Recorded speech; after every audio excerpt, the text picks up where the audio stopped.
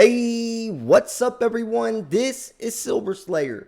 If you love silver as much as I do, then you have to be subscribed.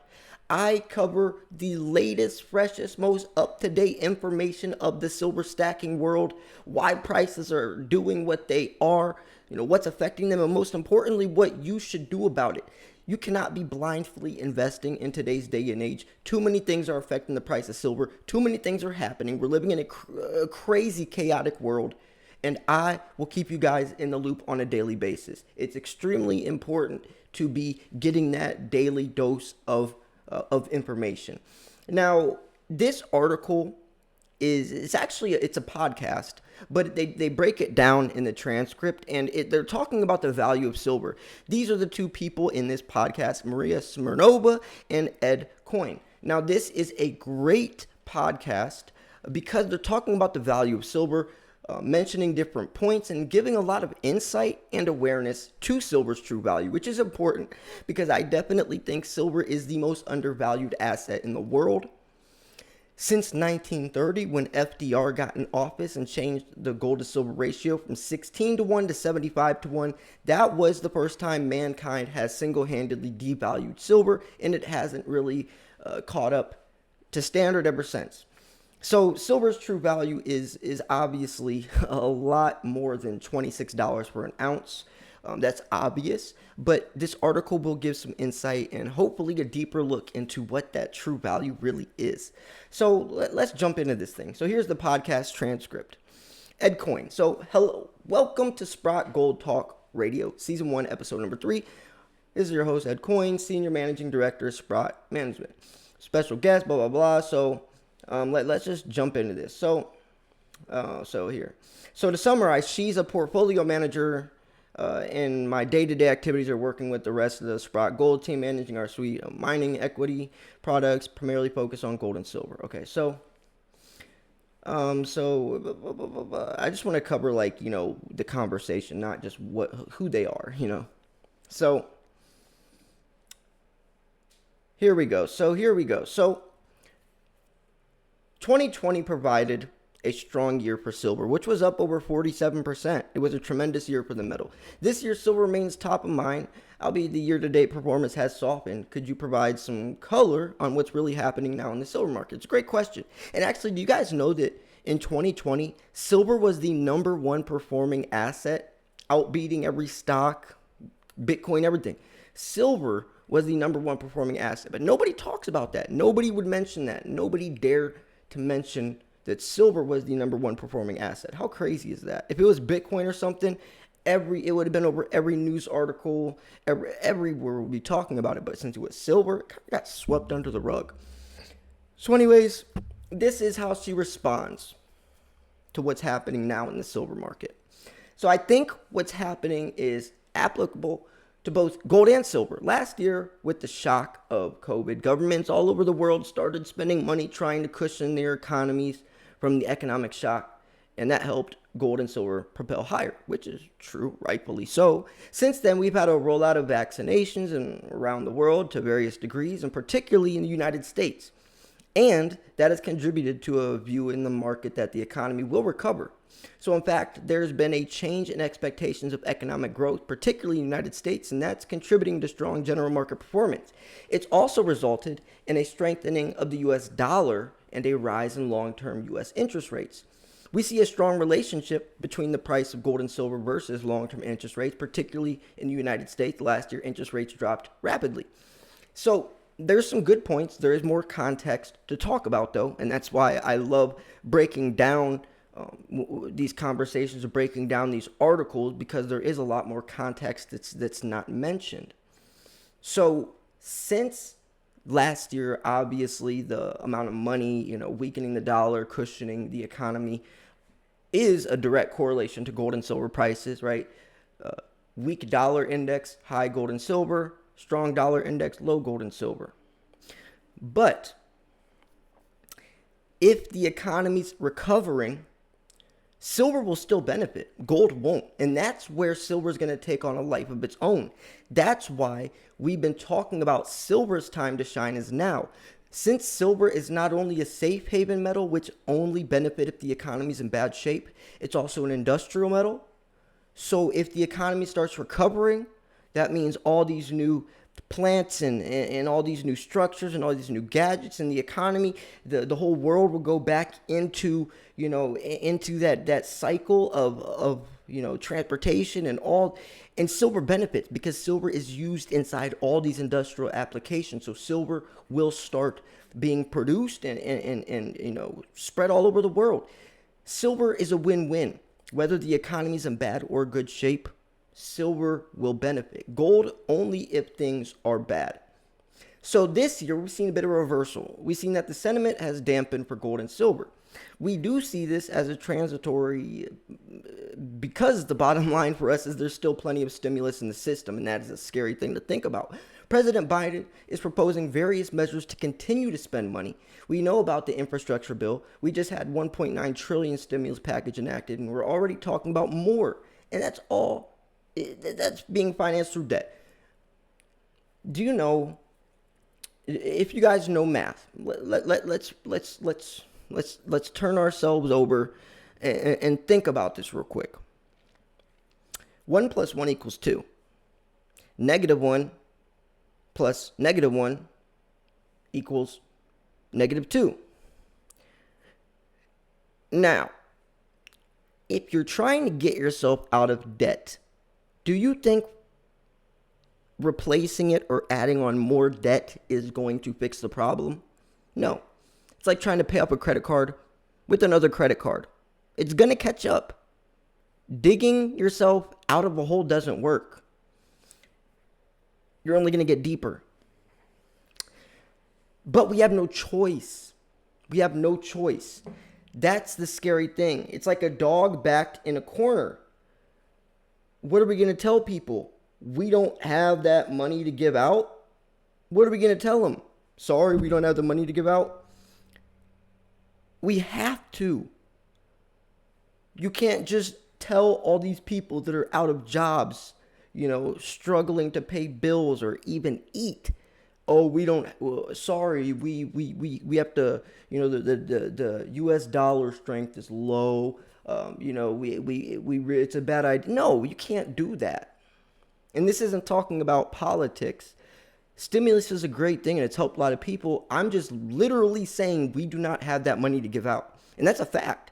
We just literally don't. Not saying that we shouldn't. I'm just saying we don't. So that is going to put Biden or whatever candidate won the election in a very tough situation and scenario where we have to give this money out, but we know what the consequence of that's going to be. And to make the matter even worse, the United States, the US dollar is the world's reserve currency. Every country across the globe relies on the dollar's strength. So if the dollar is weakening in this very scary situation, then imagine how detrimental that could be across the globe. And some countries are already seeing that. That's why you see some countries opting out of the US dollar. Some countries are turning strictly and solely to Bitcoin. It's just an interesting time we're living in. Now, the U.S. is in both trade and fiscal deficits, and the deficit really grew last year. It's continuing to be quite large. All the spending we're seeing is being financed through debt. We do not talk about fiat currency debasement, and gold and silver are great hard assets. To us, this is where the value in the metals come from. In addition, silver is benefiting ultimately from the reopening of the global economy.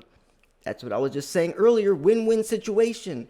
Silver is also an industrial metal, so when the economy starts recovering, silver still benefits. That's why my name is Silver Slayer, not Gold Slayer. About 50% of silver usage in industry. That's contributed to specifically silver's outperformance, and silver has been outperforming gold. I think that's because of the dual nature of it being a monetary asset and an industrial metal as well. This is why my name is not Gold Guru, Gold Guy, whatever you want to say, GG, whatever. This is why my name is Silver Slayer.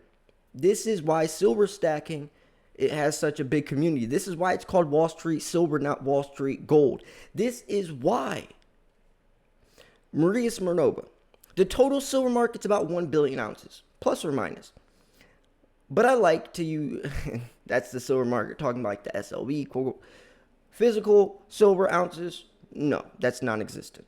But I like to use that as a figure. And over 80% of silver comes from mine supply.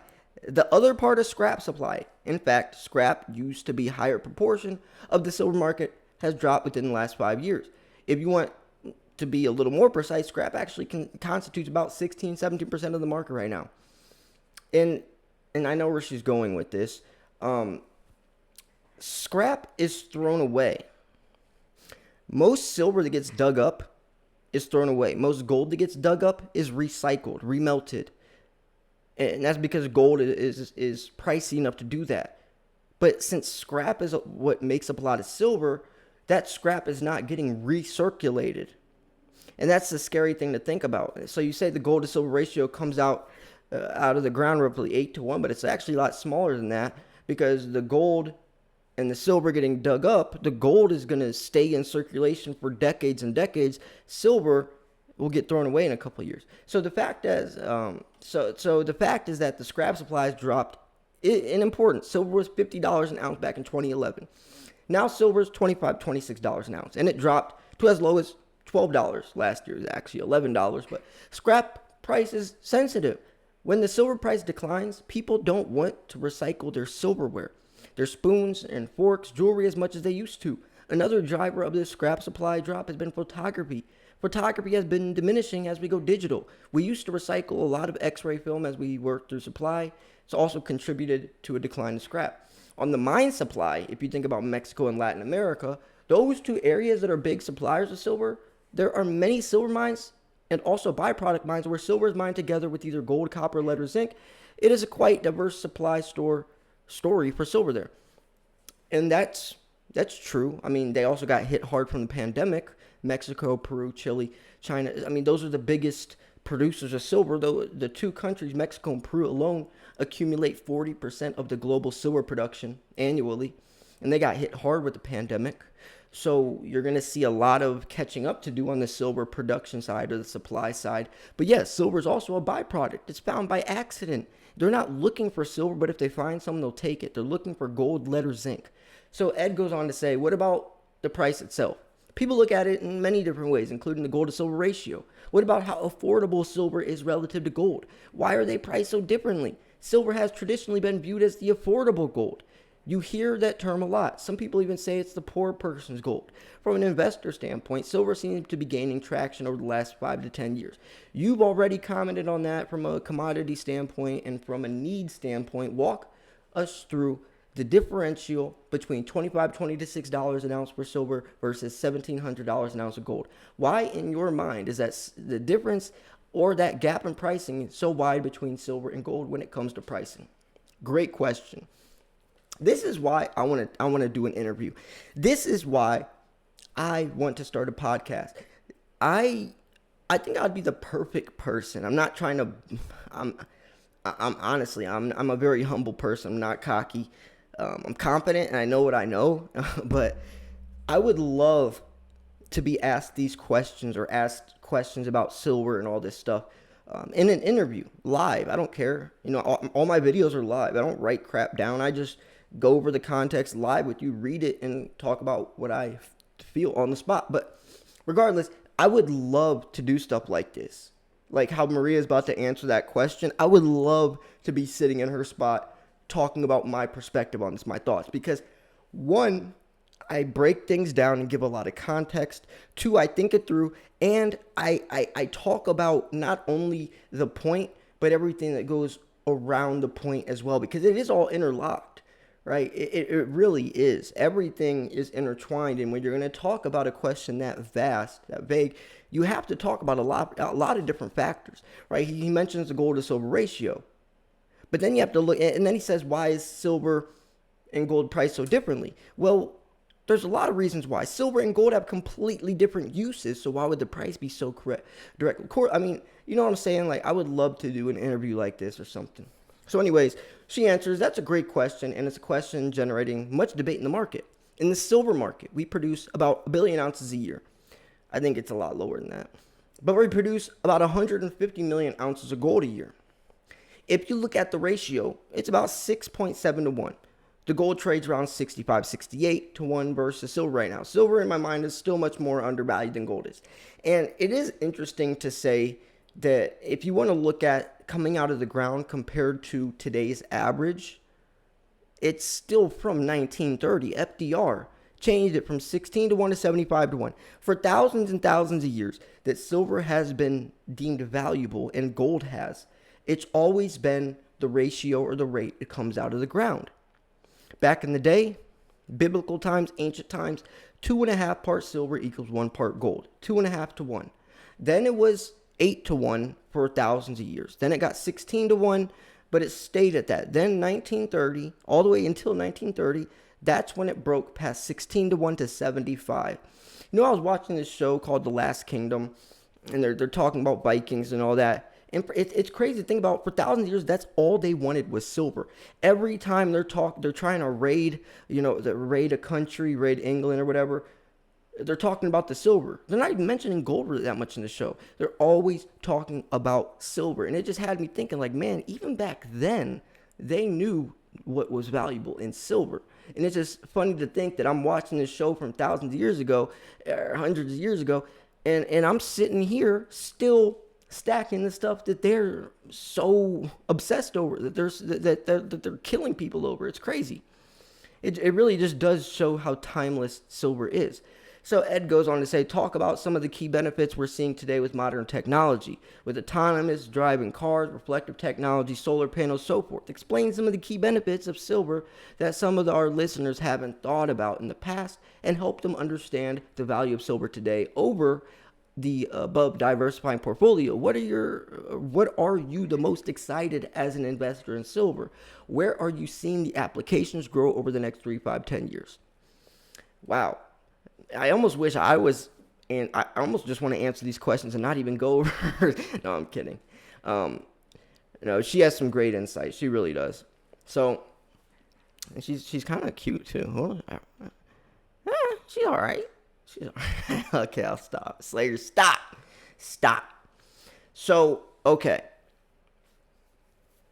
About half of silver goes into industrial uses. Silver's been used in industry for a century. Besides being used as a monetary instrument in coins, silver has tremendous biocidal properties. I mean, it is used not just for coins or even just gadgets. There's colloidal silver in the medical world. Silver can purify water. It has antimicrobial properties. Back in the day, back in like Egyptian biblical days, they thought silver was magic because it could purify water. Drop an ounce of silver in water, it will purify it. They thought silver was from the gods, which it is. But that's why they respected silver a lot more back then. That's why the gold to silver ratio was 2.5 to 1, because back then silver was damn near just as valuable as gold. And even today, it really is. Gold doesn't do anything more than silver can do. Silver is the most highly conductive metal for thermal conductivity and electricity and even light sensitivity. Nothing, not even gold, performs as well as silver does. So going forward to the present time, one very important area for silver, solar panels, right? And that's obvious, especially in the next couple of decades. It's only going to get bigger. The green energy revolution, silver is used in these photovoltaics. Photovoltaic silver is a real thing. That solar panels, the whole entire world's jumping on board with that. So the demand is going to be boosting. And then you have 5G towers, and then you have electric vehicles like Tesla and all that. I mean, if you really think about it, even from big business, all those 5G and all that, but also individual investors like you and I, you have Wall Street Silver hopping on board. We're building a silver army, doing these raids. I mean, silver is going to be bought up and sought after everywhere, and it's only going to keep growing. So if you think that silver, because if you look at supply and demand, if you think that the supply is going to keep up with the demand, you're going to be sadly mistaken, because there's no way. The last 7 years, we've been cutting back production. Silver is becoming harder to find. And it's only a byproduct. There's going to be a silver shortage. It's already scarce, and that's why there's these $15 premiums on American Eagles. I'm going to wrap it up there. Anyways, sorry this video was a little long. If you stuck around this far into the video, thank you so much. Thanks for sticking around, listening, kicking it with me. This was a very fun video to do. I love making videos like this. I love picking people's brains apart. I love sharing my brain. I love sharing my perspective. I like breaking things down and trying to get my point across for you to understand and relate to as well. So, hope you enjoyed it. Make sure to smash the like button if you did. Thanks for tuning in. This was Silver Slayer. I'll see you guys soon. Peace.